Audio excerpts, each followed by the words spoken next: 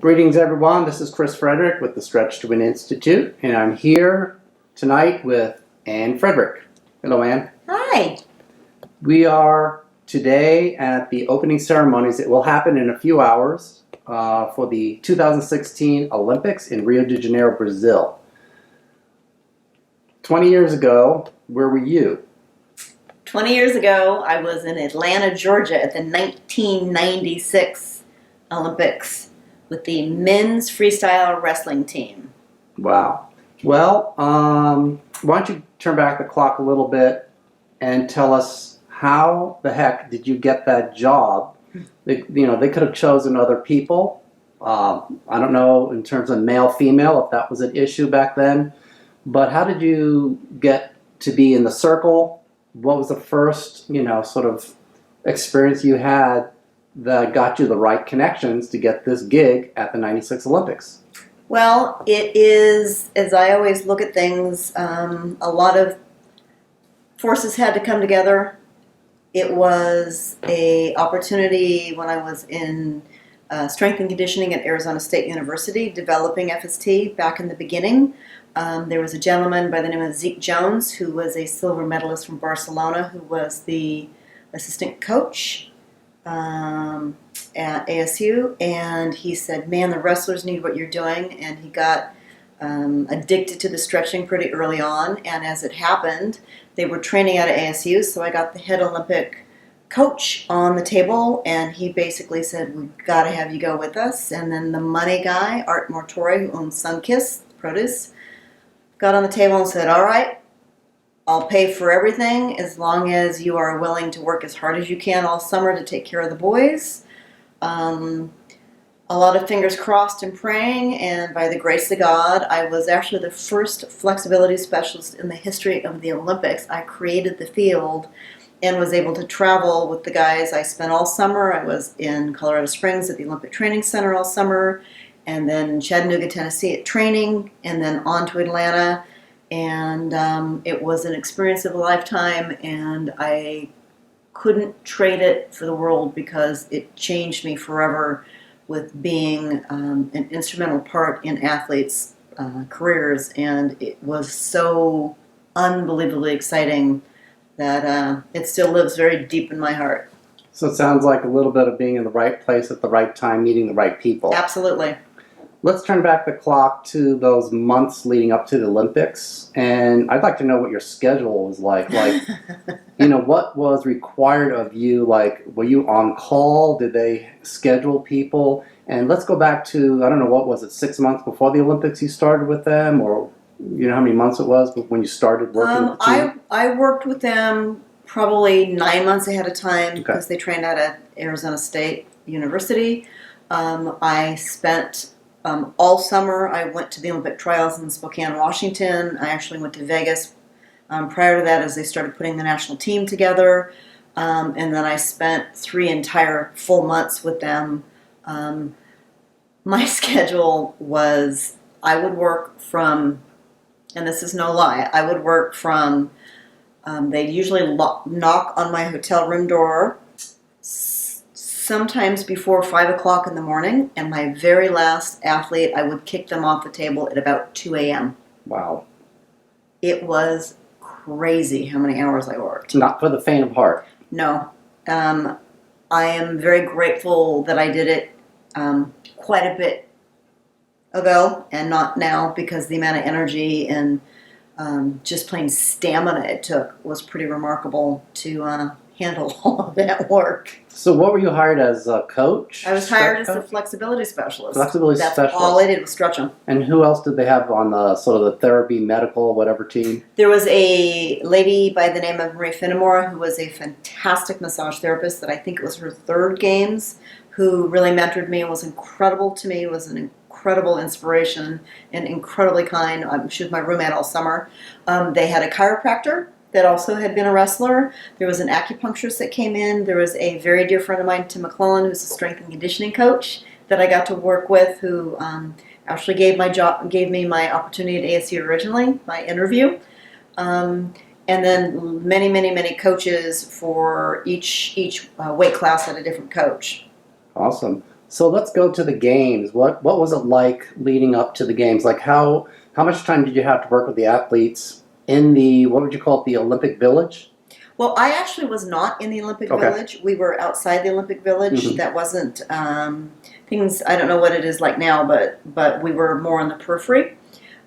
So we were shipped into the facility when we were at the games, but lots of security, lots of badges. Unfortunately, in Atlanta is when they had the bomb scare the bomb threat in the park. So security got a little bit tougher.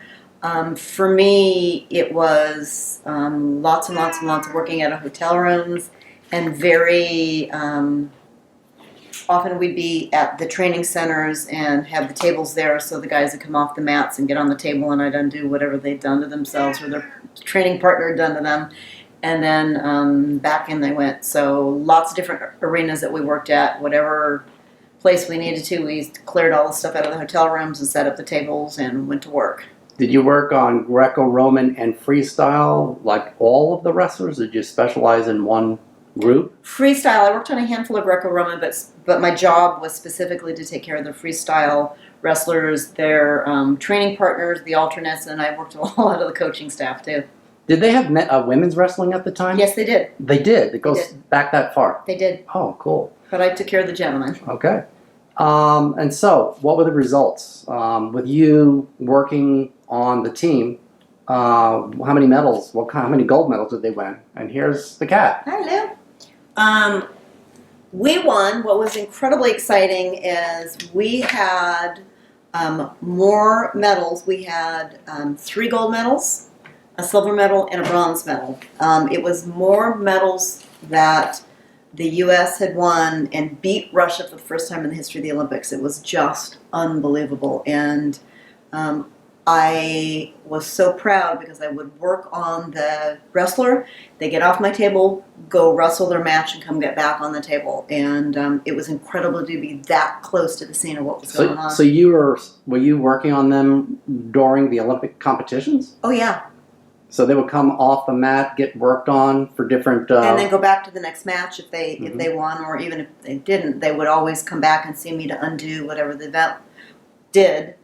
So they would come off the table and go right on to the match. And I had one specific thing happen that's probably the absolute highlight of the Olympics. Go for it. Okay. I think this is actually in the beginning of our Stretch to Win book. Kurt Angle, who was a gold medalist, who went on to do all kinds of other things with the WWE and those sorts of things. Incredibly lovely man. Came off the mat with his gold medal around his neck, and he picked me up and spun me around and kissed me and said, "I could have never won this without your help." And I thought, oh my God, I think I've crescendoed at the beginning of my career. Where do you go from there? Well, on that note, I happen to have a letter here that I just read a little bit. It's a short letter from the USA Wrestling, October 16th, 1996. Dear Annie, enclosed, please find a team picture, a t-shirt from the Olympic Games, and a videotape. Do you remember that? Yes, I did. I remember getting that package. I'll continue to read it. The videotape contains the Enberg moments of the Greco-Roman team, the Dave Schultz segment on NBC, and highlights piece produced by Dave Bennett. These are compliments of USA Wrestling as a token of our appreciation for your efforts made to the success of our Olympic freestyle team.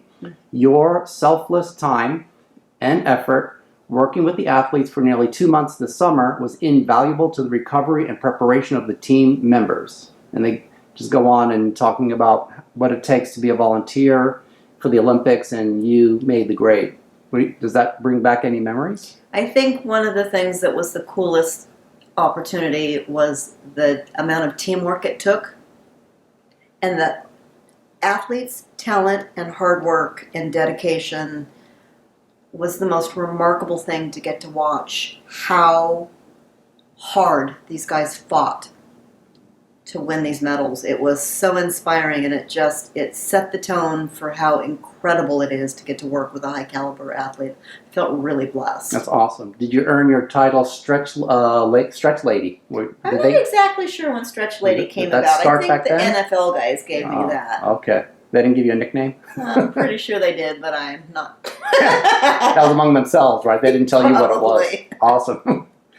Well, thanks very much for spending time with me and telling us the story of how Fascia Stretch Therapy got its start in the Olympics. Now we have our graduate students representing Fascia Stretch Therapy. At least one of our students, Emeka, is that how you say it? Emeka is down there in Rio with the Nigerian Track and Field. Very proud of him. So we're very proud of him, and we have a lot of other fascia stretch therapy practitioners who have worked with a lot of athletes who have made the team in respective sports and events, and we'll give credit to them later when I write up a piece about that. Very proud of them. And so we're looking forward to the games tonight. Yes, opening ceremonies. Let the torch be passed to our babies that are out doing it. It makes me so proud 20 years later to see where FST has grown into and how many lives get impacted from it. And may the best athletes win. Indeed. On that note, ta-ta, everyone. See you later. Bye, Till next guys. time.